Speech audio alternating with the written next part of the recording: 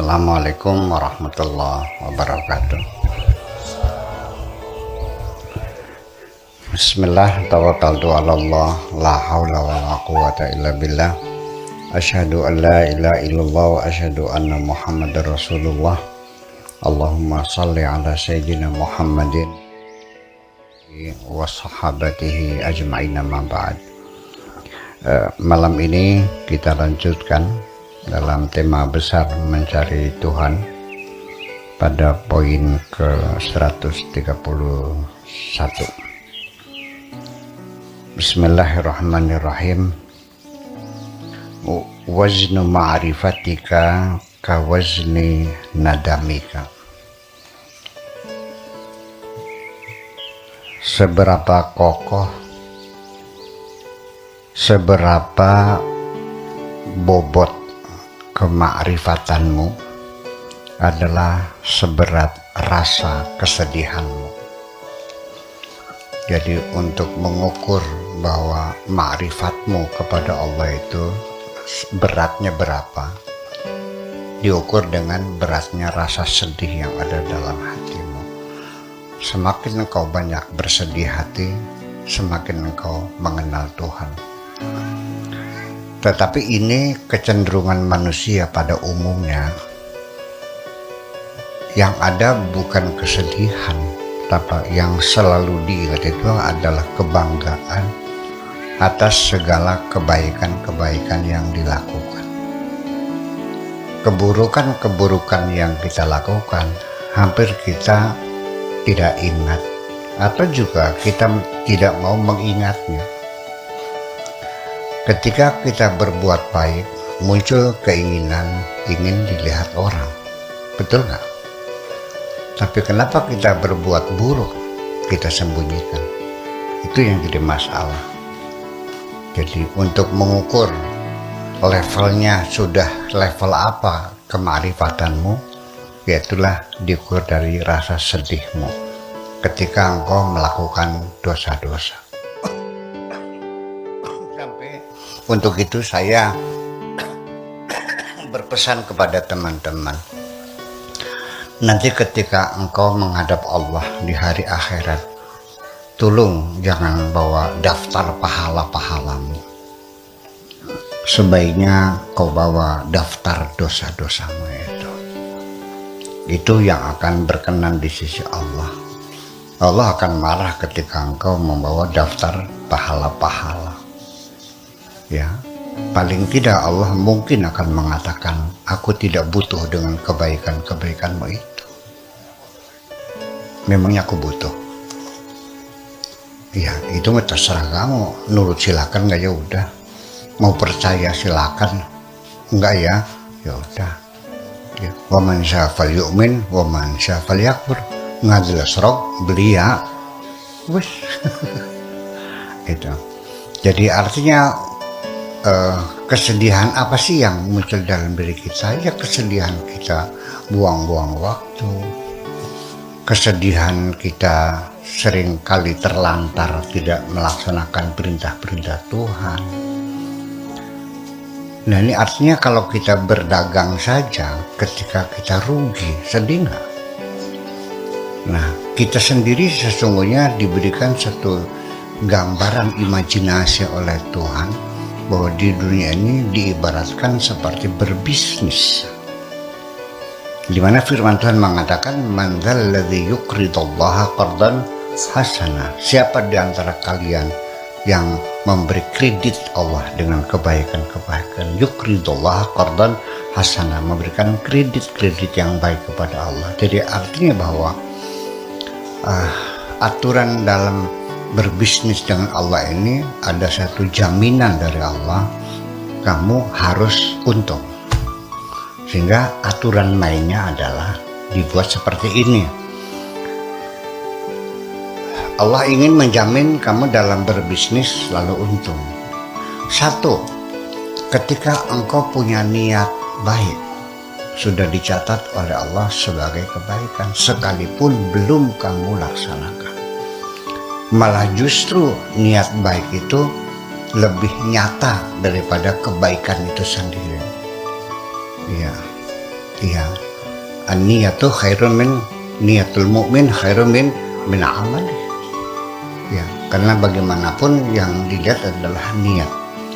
Niat ini adalah motivasi.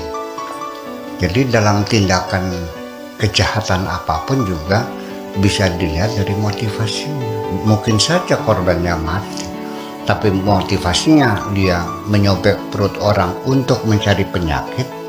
Ketika gagal tetap aja dapat duit. Tapi nyobek perut orang tujuan ngerampok, ya masuk penjara, kan tujuannya berbeda.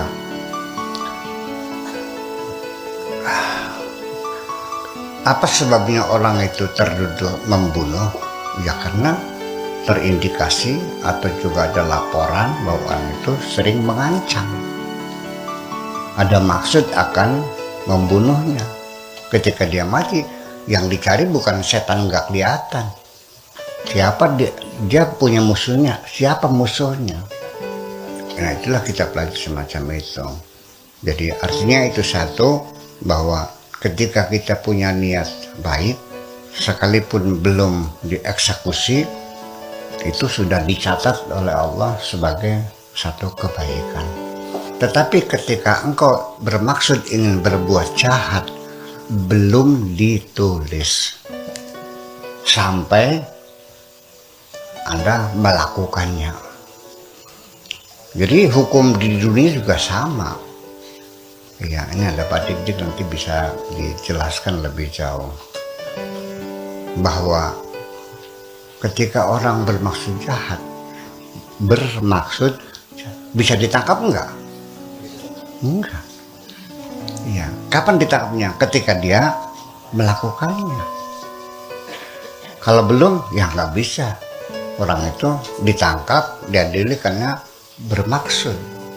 Nah, logika semacam itu seperti apa? Adalah untuk menjamin ketika engkau berbisnis dengan Tuhan, kamu pasti untung. Yang kedua, ketika engkau melakukan satu kebaikan, maka Tuhan akan membalas asyru amsalihha, 10 kali lipat. Tetapi kalau berbuat jahat 1, dibayarnya 1. Dengan logika semacam itu, kita kan itu kan jaminan bahwa bisnismu harus untung. Tapi ternyata kita buntung semua kok. Ya kenapa? Disitulah yang dipersoalan. Ya, kesedihan-kesedihan yang muncul dalam diri kita itu yang menyedihi apa saja, keteledoran, keterlambatan, kekurang sempurnaan yang menghambur-hamburkan waktu yang tidak ada keuntungannya. Sebagaimanapun juga ketika kita berbisnis, ya buang waktu juga satu kerugian. Kenapa waktu kita tidak dimanfaatkan untuk hal-hal yang produktif dan bermanfaat untuk kita? Kalau orang barat mengatakan time is money, waktu adalah uang. Jadi kalau kita seharian hanya berbincang-bincang, menjelek-jelekin orang, itu kan buang-buang waktu, nggak ada manfaatnya. Yang nambah adalah nambah musuh, bukan nambah teman. Nah, itu. Jadi artinya bahwa sekali lagi, apakah engkau sudah ma'rifatullah? Sudah. Levelnya apa? Ya tergantung. Seberat apa engkau merasa sedih. Nah, kesedihan ini bukan kesedihan anak mati, bukan kesedihan suami mati, tapi kesedihan atas diri kita sendiri yang tidak mengabaikan dan tidak memperhatikan segala perintah-perintah Tuhan dan larangan-larangan Tuhan. Ya kalau uang itu hilang, bisa kita cari dan bisa dapat lagi. Ya, kita kehilangan teman, berpisah, kapan-kapan bisa ketemu lagi. Tapi kalau kehilangan waktu, tidak akan kembali kok. Waktu akan berlalu semuanya itu. Jadi artinya bahwa nanti Allah akan melihat kesedihanmu itu menjadi tolok ukur kemakrifatan. bukan merasakan bangga dengan kebaikan-kebaikan. Sangat manusiawi sekali bahwa ketika orang berbuat baik, kepengen ada orang lain yang menyaksikannya, yang melihatnya, yang menyanjungnya, yang menghargainya, yang mengakuinya, semuanya itu. Makanya tidak aneh ketika orang nyumbang sesuatu bawa wartawan 4 orang cepret lalu akhirnya dimuat di surat kabar. Itu hal yang wajar terjadi, dan kita juga semacam itu. Di dalam dirimu sendiri itu saya katakan bahwa kamu semuanya perasaan ingin dilihat orang ketika berbuat baik itu masih terlalu besar. Iya. Dan bahkan nanti di penghujungnya disebut dengan kemusyrikan. Di mana kemusyrikannya? Anda tidak menyembah selain Allah. Anda tidak mengabdi kepada siapapun, mengabdi kepada Allah. Iya, betul. Sholat dilaksanakan betul, zakat dikeluarkan betul, haji ditunaikan betul, puasa dilakoni betul. Semuanya iya. Lalu di mana musyriknya? Tiap hari mengucapkan la ilaha illallah. Kemusyrikannya itu adalah dari penghinaan yang kau lakukan di hadapan Tuhanmu, yaitu ketika engkau berbuat baik, engkau tidak merasa cukup untuk disaksikan oleh Allah saja, tetapi juga perlu didukung dengan kesaksian orang-orang lain. Ya, Allah memberikan petunjuk, cukuplah aku yang menjadi saksi. Wa kafa billahi syahida. Ternyata engkau tidak cukup. Bayangkan ketika Allah kau anggap tidak cukup sebagai saksi, apakah itu bukan kurang ajar? Coba kita berenung. Ketika Anda memanggil saya untuk ceramah, tapi Anda panggil mubalik yang lain 4 orang karena mereka tidak cukup dengan ceramah saya, sakit hati nggak saya? Disitulah letak kemusyrikannya. Dan mungkin banyak orang yang tidak paham bahwa riya itu adalah kemusyrikan. Karena di mana dosanya? Bunuh orang tidak, melacur tidak, judi tidak, mabok tidak. Bahkan itu lebih dosa besar sesungguhnya, disebut dengan kemusyrikan tersembunyi atau asyirkul khafi. Jadi artinya bahwa saya yakin ketika Anda dengan jujur dan tulus menghitung dosa-dosa Anda, saya yakin Anda pasti akan menangis sendiri kok. Ya, tetapi ketika kita ingin melakukan introspeksi atas segala dosa kita, kadang-kadang sulit sekali. Karena dalam introspeksi ada keberatan-keberatan, kesulitan-kesulitan, yaitu sulit untuk jujur terhadap diri kita sendiri. Itu aja.